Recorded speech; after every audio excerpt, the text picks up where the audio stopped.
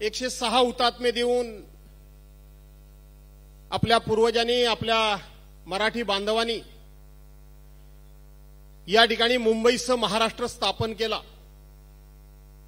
मुंबईसह महाराष्ट्र स्थापन झाला, परंतु मुंबई मिळवणारा मराठी माणूस हा महाराष्ट्रामध्ये कुठे आहे, अशा प्रकारची एक चर्चा सुरू झाली किंवा अशा प्रकारचा एक शोध घेण्याचं काम सुरू झालं.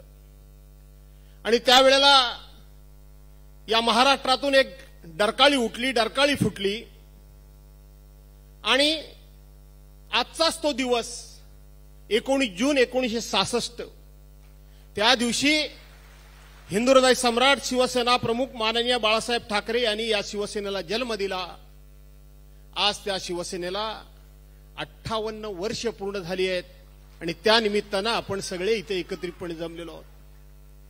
बांधवांनो, भगिनींनो, आपणा सर्वांना आदरणीय उद्धव साहेबांचे विचार ऐकायचे आहेत, परंतु आजच्या दिवशी आपण सर्वांनी काही निर्धार केला पाहिजे, काही निश्चय केला पाहिजे. या ठिकाणाहून काहीतरी भूमिका आणि त्याचबरोबर काही संकल्प सोडून आणि तो सिद्धीस नेण्याचा इथं आपण सर्वांनी संकल्प करूनच इथून गेलं पाहिजे. नुकतीच लोकसभेची निवडणूक झाली. या लोकसभेच्या निवडणुकीमध्ये दिल्लीश्वरांना अशा पद्धतीनं सत्तेचा मद चढला होता, अशा पद्धतीनं सत्तेची गुर्मी आणि घमेंड आली होती. त्यांनी सांगितलं होतं की इस बार 400 पार. 400 पार, एक प्रकारे 400 पारचा नारा देऊन संपूर्ण देशामध्ये दहशत निर्माण करण्याचा प्रयत्न केला होता की 400 खासदार आमचे निवडून येणार आहेत आणि हे 400 खासदार निवडून येणार असल्यामुळं आमची सत्ता भविष्यात येणार आहे. त्यामुळे जो कोणी सत्तेच्या विरोधात बोलेल, जो कोणी सत्तेच्या विरोधात जाईल, त्याला शासकीय यंत्रणेचा चौकशीचा ससेमिरा पाठीमागे लावून त्याला आम्ही जेलमध्ये टाकू, अशा प्रकारची इनडायरेक्ट धमकी देण्याचं काम देशाच्या पंतप्रधानांनी केलं होतं. आणि त्यावेळेला संपूर्ण देश चिडीचूप झाला होता. संपूर्ण देशामधून कोणीही त्याच्यावर आवाज उठत नव्हता. आणि त्यावेळेला महाराष्ट्रातून एकच आवाज उठला, अरे 400 पार नहीं, इस बार तुम तड़ीपार. 400 पार नहीं, इस बार तुम तड़ीपार. आणि तो आवाज होता आपले पक्षप्रमुख उद्धव बाळासाहेब ठाकरे यांचा.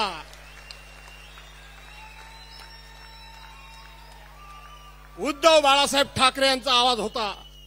मी एका सभेमध्ये सांगितलं होतं की सुभाषचंद्र बोस यांनी सांगितलं होतं की तुम मुझे खून दो, मैं तुम्हें आजादी दूंगा. छत्रपती शिवाजी महाराज यांनी सांगितलं होतं या महाराष्ट्रामध्ये हे स्वराज्य, हिंदवी स्वराज्य स्थापन करणं ही तर श्रींची इच्छा आहे, असं त्यांनी सांगितलं होतं. लोकमान्य टिळकांनी इंग्रजांना ठणकावून सांगितलं होतं, सावरकरांनी सांगितलं होतं. त्या काळामध्ये 8 ज्याला तिथं गवालिया टँकवर महात्मा गांधींनी सांगितलं होतं, डू ऑर डाय. एखाद्या माणसाच्या तोंडून एखादं वाक्य सहज निघून जातं, पण तो एक मंत्र ठरतो, तो लढण्याची एक ऊर्जा ठरते. त्याच पद्धतीनं इस बार 400 पार नाही तर तुम तडी पार हा देशामध्ये एक मंत्र घुमला, एक आवाज घुमला. आणि त्या पक्षप्रमुखांनी संपूर्ण महाराष्ट्र ढवळून काढला. आज त्याच्यावर वेगवेगळ्या प्रकारची विश्लेषणं केली जात आहेत, सांगितली जात आहेत. कोण कोणाचा स्ट्राईक रेट सांगतोय, स्ट्राईक रेट सांगतायत. मला वाटतं यांच्या आकडेमोड आणि काही जणांच्याकडे ग्रह खातं गेले बरेच वर्ष असल्यामुळं आकडे लावण्याजवळ त्यांचा संजय राऊत साहेब जवळचा संबंध असावा, जवळचा संबंध असावा. कोणाचा स्ट्राईक रेट काय म्हणत होतात तुम्ही? या महाराष्ट्रामध्ये 45+ तुम्ही सांगत होतात, 45+ तुम्ही सांगत होतात. आणि त्याच वेळेला माझ्या पक्षप्रमुखांनी आवाज दिला, माझे किती तुझे किती हे बघितलं नाही.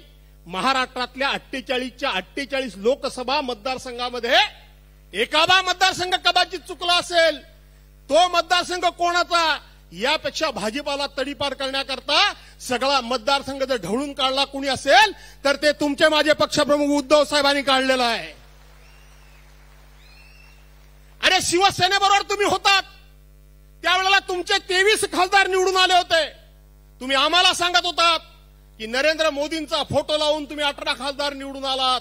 सभागृहामध्ये विधिमंडळाच्या अधिवेशनामध्ये मी सांगितलं होतं की 2014 पर्यंत एकाच्याही बॅनरवर नरेंद्र मोदींचा फोटो कधीही नव्हता. 2014ला ते पंतप्रधान पदाचे उमेदवार झाले आणि त्यांचा बॅनरवर फोटो आला. आज आपण कालची निवडणूक जर बघितलीत तर कालच्या निवडणुकीमध्ये मी त्यांना सांगितलं होतं की भविष्यामध्ये आम्ही तुमच्या नरेंद्र मोदींचा कधी फोटो लावणार नाही, तुम्ही आमच्या शिवसेना प्रमुखांचा फोटो लावू नका. पण आज आपण जर बघितलं असेल तर शिवसेना प्रमुख ही एक अभूत अशा प्रकारची शक्ती होती. ज्या वेळेला कधी परकीय आक्रमण झालं असेल, कधी धार्मिक आक्रमण झालं असेल, कधी आर्थिक आक्रमण झालं असेल, कधी देशातली आर्थिक कधी उलटापालट काय घडली असेल, त्यावेळेला फक्त एकच बोट उठलं, ते म्हणजे शिवसेना प्रमुख मान्य बाळासाहेब ठाकरे यांचं. आणि त्यांनी सांगितलं खबरदार जर माझ्या देशाकडे वाकड्या नजरेनं पाहाल तर, खबरदार जर माझ्या देशातल्या देशबांधवांच्याकडे वाकड्या नजरेनं पाहाल तर. आणि त्याची दखल अख्ख्या जगाला घ्यावी लागली होती. त्याच पद्धतीनं आजकाल जर आपण बघितलं तर 48 उमेदवारांच्या बॅनरवर 48 भाजपा असेल, शिवसेना असेल, अजित पवार गट असेल, काँग्रेस, राष्ट्रवादी काँग्रेसने आम्ही सुद्धा असू, त्या 48 बॅनरवर जर फोटो कोणाचा होता तर तो माझ्या हिंदू हृदय सम्राट शिवसेना प्रमुख मान्य बाळासाहेब ठाकरेंचा होता. आम्ही तुमचा फोटो लावला नव्हता, आम्ही नरेंद्र मोदींचा फोटो लावला नव्हता. अरे स्ट्राईक रेटच्या गोष्टी कोणाला शिकवताय तुम्ही? तुमचे 23 होते, तुमचे तिघांचे मिळून त्या ठिकाणी फक्त 17 निवडून आले.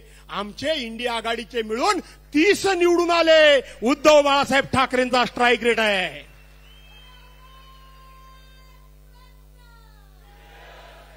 तुम्ही आमचे 13 खासदार चोरून नेलेत. आमच्याकडे फक्त 5 राहिले. 5चे 9 उद्धव बाळासाहेब ठाकरेंनी केले. 200चा स्ट्राईक रेट आमचा आहे. 200चा स्ट्राईक रेट आमचा आहे. तुम्ही आमच्या स्ट्राईक रेटच्या नादाला लागू नका, कारण ही बाळासाहेबांची शिवसेना आहे. आणि म्हणून आजच्या वर्धापन दिनाच्या निमित्तानं मी शिवसेना प्रमुखांचं स्मरण तर करतोच, तुम्हा सर्वांना शुभेच्छा देतोच. पण आज याच्या दिवशी मला असं वाटतं उद्धव साहेब, 2.5-3 महिन्यानंतर विधानसभेच्या निवडणुका आलेल्या आहेत. आज निश्चितपणे तुम्ही आम्हाला काहीतरी आदेश देणारच आहात. आज निश्चितपणे तुम्ही आम्हाला महाराष्ट्राच्या कानाकोपऱ्यामध्ये पाठवणारच आहात. पण या निमित्तानं सर्व शिवसैनिकांना विनंती करतो की आपल्या पक्षाला आता 58 वर्ष झाली. 58 वर्षामध्ये जो आपल्या अंगावर आला त्याला आपण शिंगावर घेतला. ज्याला आपण मोठं केलं त्याला मस्ती आल्यानंतर आपण त्याला जागा त्याची दाखवली. हे सगळं खरं आहे. पण आता भविष्यामध्ये कोणाला छोटं करण्याकरता आपली ताकद, बुद्धी, वेळ, आपले कष्ट, आपले श्रम, आपला पैसा घालवण्यापेक्षा आजच्या दिवशी आपण निर्धार आणि निश्चय करूया की कोणाला छोटं करण्यापेक्षा मी माझी शिवसेना मोठी करेन. हा माझा खरा संकल्प असला पाहिजे. मी मोठा होईन, मी माझी शिवसेना मोठी करेन. आणि ते स्वप्न उद्धव साहेबांचं आहे. आणि ते स्वप्न साकार करण्याकरता आपण सगळे कार्यकर्ते म्हणून या ठिकाणी आलेलो आहोतच. आदित्यजी त्या संदर्भामध्ये जी काय पुढची दिशा आहे ते तर निश्चितपणे त्या पुढे जातीलच, याबद्दल दुमत असण्याचं काही कारण नाही.